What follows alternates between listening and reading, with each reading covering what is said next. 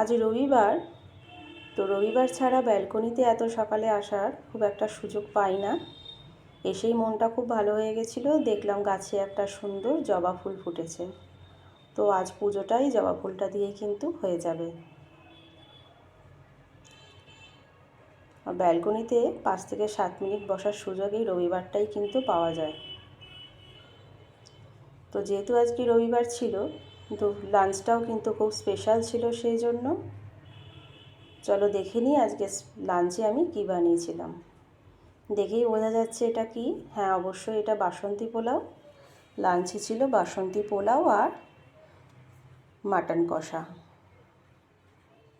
কম্বিনেশনটা কিন্তু খুবই লোভনীয়। আজকে আমি বাসন্তী পোলাও রেসিপিটাই কিন্তু শেয়ার করব। মাটনের রেসিপিটা আমি আগে শেয়ার করেছি, বাট আর যদি কেউ জানতে চাও তো আমি আবারও শেয়ার করে দেবো। বাসন্তী পোলাও বানানোর জন্য নিয়ে নিয়েছি গোবিন্দভোগ চাল।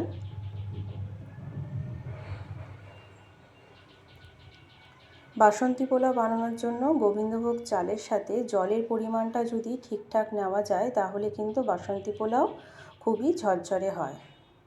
তো চাল আর জলের পরিমাণটা কিন্তু মাপটা কিন্তু একদম ঠিকঠাক নিতে হবে।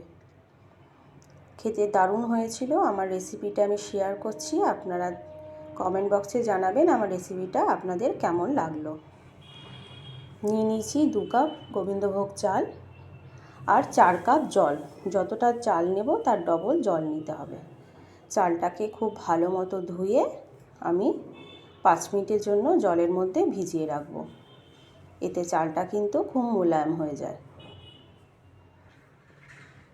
এরপর একটা থালার মধ্যে জলটা পুরো ছেঁকে নিয়ে চালটা আমি ঝরাতে দেবো।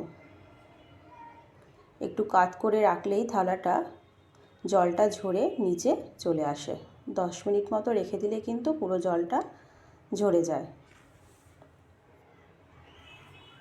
এরপর এটাকে মাখানোর জন্য আমি একটা মশলা রেডি করেছি।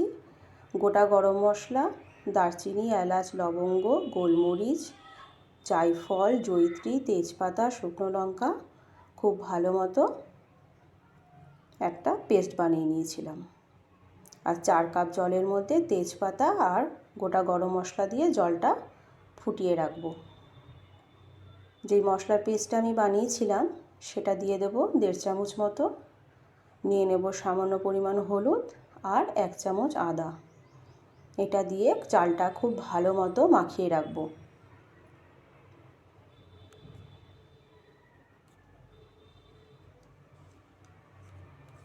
ঘিটা এখন অ্যাড করব না, তেল ডিরেক্ট কড়াইয়ের মধ্যে ঘিটা আমি অ্যাড করি। পুরো মাখানো হয়ে গেছে চালটা, সাইডে রেখে দেব।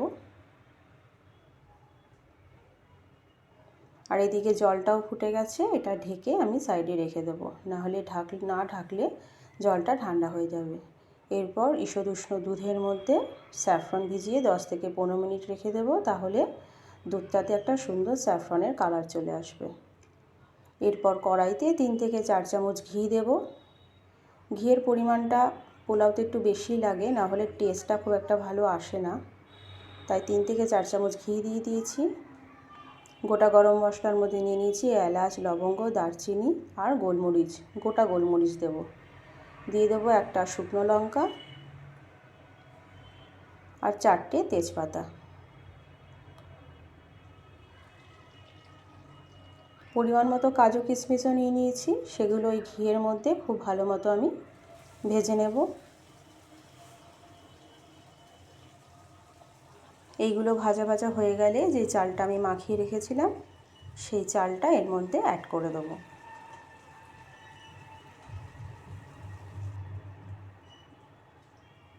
পুরো চালটাই দিয়ে দেব। পোলাও কিন্তু একটু মিষ্টি মিষ্টি খেতে ভালো লাগে, তাই চিনিটাও কিন্তু পরিমাণ মতোই দিয়ে দেব। সামান্য পরিমাণ নুন অ্যাড করেছি। খুব ভালো মতো ভাজা ভাজা হয়ে গেলে আমি পুরো জলটা এর মধ্যে দিয়ে দেব।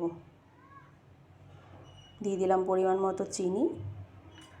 নাড়াচাড়া করেই জলটা অ্যাড করতে হবে। পুরো ভাজাটাই কিন্তু মিডিয়াম হিটে করতে হবে, না হলে পুড়ে গেলে কিন্তু পোলাও খেতে ভালো লাগবে না। জলটা দেওয়ার পর হিটটা বাড়িয়ে 2 মিনিট মতো ঢেকে এটাকে আমি একটু সেদ্ধ হতে দেবো।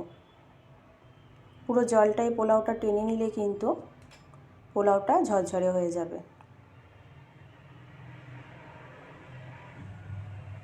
পোলাওটা ঝরঝরে হয়ে গেছে। এরপর স্যাফরন ভেজানো দুধটা আমি এর মধ্যে দিয়ে দেব। একটু নাড়াচাড়া করে আরও একটু ঝরঝরে হয়ে গেলে ঘি অ্যাড করলে কিন্তু বাসন্তী পোলাও একদম রেডি হয়ে যাবে। এবার আর কি, কষা কষা মাংস দিয়ে বাসন্তী পোলাও। রবিবারের দুপুরটা কিন্তু বেশ জমে গিয়েছিল। আপনারা রবিবারের লাঞ্চে কী নিয়েছিলেন আমাকে অবশ্যই কমেন্ট বক্সে জানাবেন। আজ এই পর্যন্ত। আরও একটা নতুন ভিডিও নিয়ে আবার আপনাদের সাথে দেখা হবে। ততক্ষণ ভালো থাকবেন, সুস্থ থাকবেন।